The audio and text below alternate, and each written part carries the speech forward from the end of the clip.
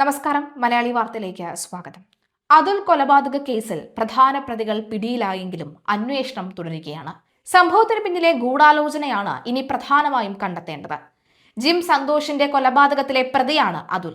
എന്നാൽ അതുലിന്റെ കൊലപാതകത്തിന് ജിം സന്തോഷിന്റെ കൊലപാതകവുമായി ബന്ധമേ ഇല്ലെന്നാണ് പ്രാഥമിക നിഗമനം. ജിം സന്തോഷിന്റെ കൊലപാതകം നടന്ന ദിവസം അനീർ എന്നയാളെ വവ്വാക്കാവിൽ വെച്ച് അതേ സംഘം വെട്ടി പരിക്കേൽപ്പിച്ചിരുന്നു. കൂടാതെ വർഷങ്ങൾക്ക് മുൻപ് ഹുസൈനെ വീടുകയറി ആക്രമിച്ച സംഘത്തിനും അലുവ അതുൽ ഉണ്ടായിരുന്നു. അതുലിന്റെ കൊലപാതകവുമായി ബന്ധപ്പെട്ട് അറസ്റ്റിലായ സംഘത്തിൽ ഇവർ രണ്ടുപേരുമുണ്ട്. അതുലിന്റെ കൊലപാതകത്തിന് ഈ സംഭവവുമായി ബന്ധമുണ്ടെന്നാണ് പോലീസ് സംശയിക്കുന്നത്. ഇതേക്കുറിച്ച് പോലീസ് അന്വേഷിക്കുകയുമാണ്. പ്രതികൾ സഞ്ചരിച്ച 2 വാഹനങ്ങൾ കസ്റ്റഡിയിൽ എടുത്തിട്ടുമുണ്ട്.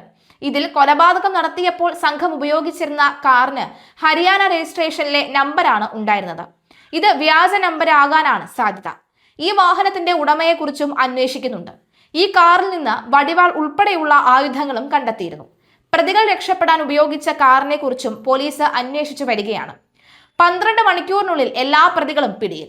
ജിം സന്തോഷ് കൊലക്കേസിലെ മുഖ്യപ്രതിയും ഗുണ്ടാ നേതാവുമായ അലുവ അതുലിനെ പട്ടാപ്പകൽ നടുറോഡിൽ വെട്ടിക്കൊലപ്പെടുത്തിയ സംഭവത്തിൽ 10 പ്രതികളെയാണ് പോലീസ് അറസ്റ്റ് ചെയ്തത്.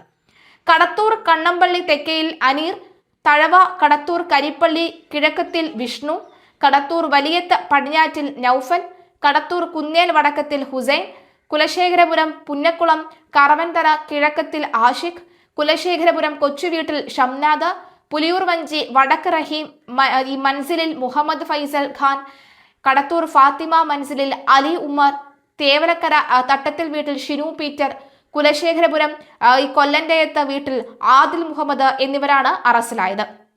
21, 23, 24, 29, 30, 31 വയസ്സുള്ളവരാണ് ഇവരെല്ലാവരും തന്നെയും. ജിം സന്തോഷ് വധക്കേസിൽ ജാമ്യത്തിലിറങ്ങിയതായിരുന്നു അലുവ അതുൽ. ശനിയാഴ്ച രാവിലെ 11 ശേഷം പുതിയ കാവിന് സമീപം വെച്ച് വെട്ടിക്കൊലപ്പെടുത്തുകയായിരുന്നു. അനീർ, വിഷ്ണു, നൌഫൽ, ഹുസൈൻ, ആഷിഖ്, ഷംനാദ് എന്നിവരാണ് കൊലപാതകത്തിൽ നേരിട്ട് പങ്കെടുത്തതെന്നാണ് പോലീസ് പറയുന്നത്. പ്രതികളെ ഒളിവിൽ പോകാൻ അടക്കം സഹായിച്ചവരാണ് അറസ്റ്റിലായ മറ്റുള്ളവർ. പ്രതികളെത്തിയ കാർ ഓടിച്ചത് ഷംനാദാണ്. ആക്രമണത്തിന് ശേഷം ഈ വണ്ടി ഉപേക്ഷിച്ച് മറ്റൊരു കാറിലാണ് സംഘം സ്ഥലം വിട്ടത്. സംഭവം അറിഞ്ഞ ഉടൻ തന്നെ തിരുവനന്തപുരം റേഞ്ച് DIG ഹിമ ചന്ദ്രനാഥിന്റെയും കൊല്ലം സിറ്റി പോലീസ് കമ്മീഷണർ M ഹേമലതയുടെയും മേൽനോട്ടത്തിൽ പ്രത്യേക അന്വേഷണ സംഘം രൂപവൽക്കരിച്ചിരുന്നു.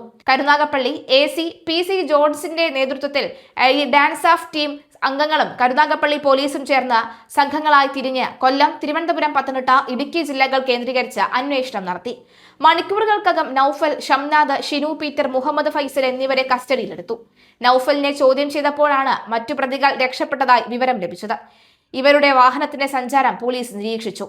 ഒടുവിൽ മുണ്ടക്കയത്ത് വെച്ച് വാഹനം ഉപേക്ഷിച്ച് രക്ഷപ്പെടാൻ ശ്രമിച്ച വിഷ്ണു, അനീർ, ഹുസൈൻ, ആഷിഖ് എന്നിവരെ കോട്ടയം പോലീസിന്റെ സഹായത്തോടെ പിടികൂടി.